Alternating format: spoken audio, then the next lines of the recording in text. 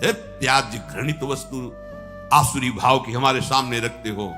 और अगर भोगों की बात आए तो क्या वैसे ही हमारे अंदर बात आती है? त्याज्य विषय को हमारे सामने चर्चा, अलम विषय वार्तया नरक कोटि बीभत्सया, कैसा होता है? क्या हमारे सामने जो त्याज्य वस्तुएं आती हैं हम कभी उनको पाने की इच्छा भी करेंगे क्या? विष के समान हम मदिरा को देखेंगे, मांस को देखेंगे, तो उसी कोटि का है हमारे लिए वो भाव विषय भोगों का।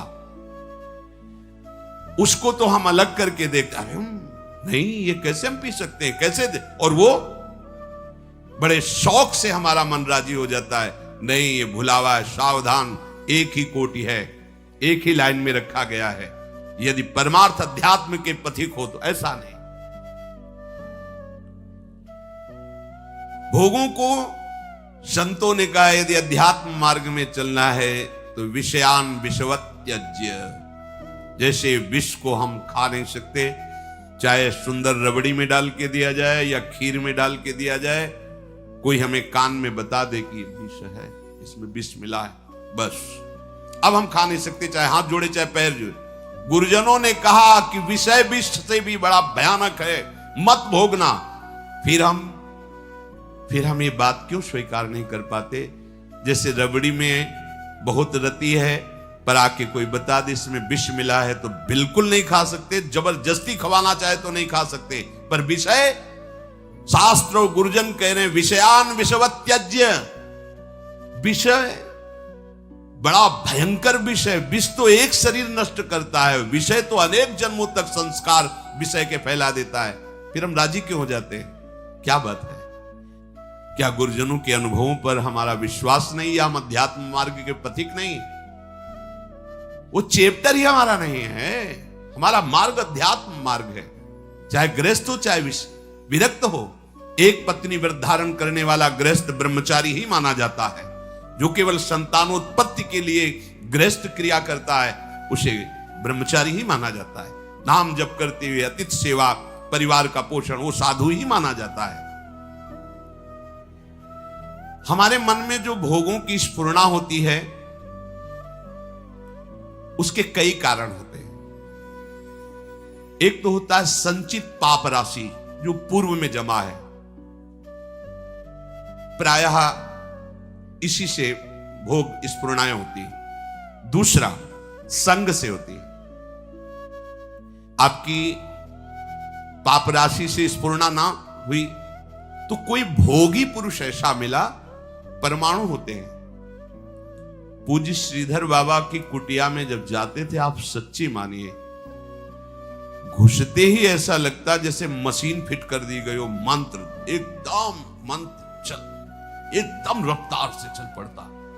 और जे 8 बजे रात्रि के जाते थे चरण चापने, जे ही उनके चरणों को स्पर्श करते ऐसा लगता हम किसी दिव्य भावलोक में बैठे। क्यों? उनके परमाणु नाम जापक संत, रात दिन नाम जापक,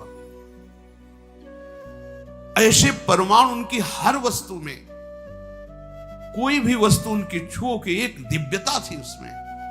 ऐसे ही जैसे वो रात दिन भजन में लगे तो उनकी हर वस्तु में परमाणु, ऐसे ही रात दिन जो भोगों में लगे उनकी हर वस्तु में भोग के परमाणु हैं। सावधान, उनके आसन पर बैठना, उनकी थाल में पाना, उनका स्पर्श होना, उनका संभाषण होना, उनसे मित्रता करके उनका चिंतन करना, ये भोगों को बढ़ावा देना होगा। इसी को विपरीत देखो, संतों के प्रति उनके समीप बैठना, उनका जूठन पाना, उनको देखना, उनसे संभाषण करना, भजन का बढ़ावा होगा। देख लेना।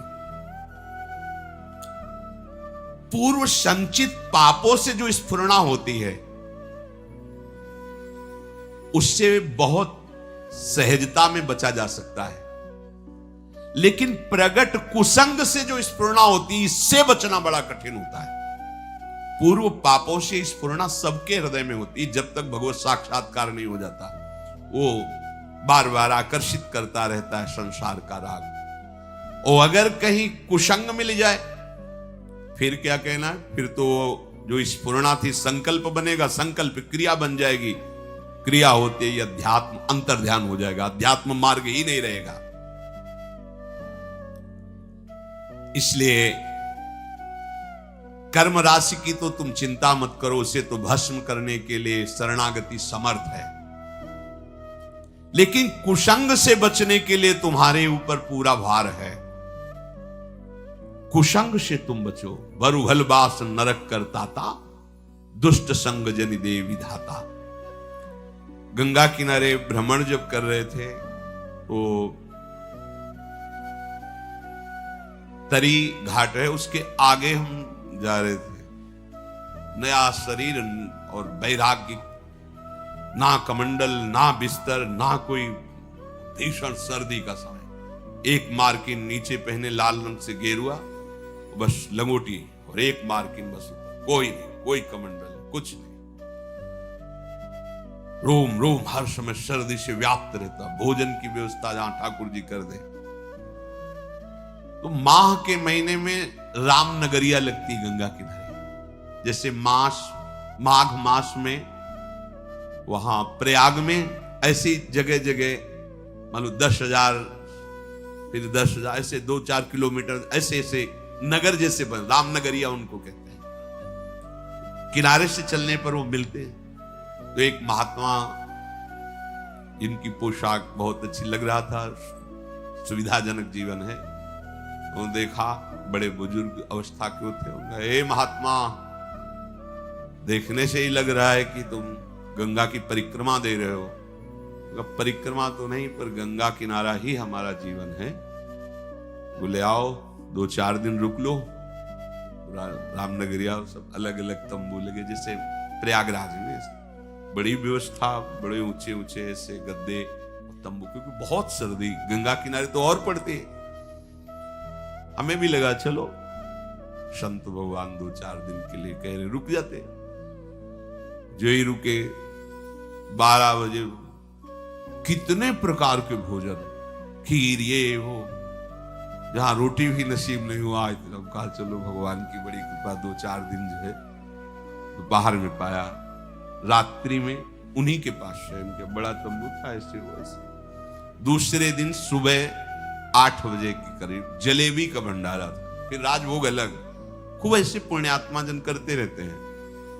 पास में और भी ऐसे शिविर लगे थे उनके निज जनों के। तो उनमें से एक प्रणाम योगी है, वो जलेबी का भंडारा संतों के लेकर, वो स्वयं लेके आए, पवाया, और कुछ भी हमका भेंट लेते नहीं। और जलेबी प्रिय वस्तु, मीठा खूब अच्छे से अच्छा, पहले ये था कि पता ले आज मिला है, कई दिन ना मिले, कभी गैस की गोली नहीं खानी पड़ी, चाहे जितना पालो, 2 दिन 4 दिन नहीं मिला, सब बच गया।